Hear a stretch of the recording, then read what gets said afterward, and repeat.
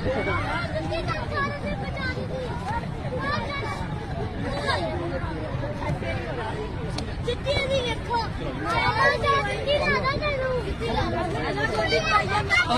भाई, भाई ये चपेड़े क्यों मार रहे हो? चपेड़े क्यों मार रहे हो? पढ़ाई छोड़ के गया हमारे पास। हाँ जी, पढ़ाई छोड़ के गया है?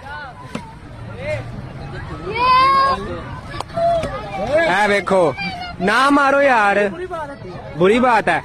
आप देख के हंस रहे हैं। ये हमारे कौमी शायर हैं।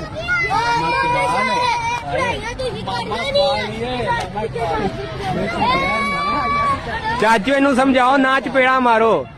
ओ वेखो, ओ वेखो, तुसी वेख के हसन डे हो। है वेखो, मना कर रहे हैं। गैर खान साहब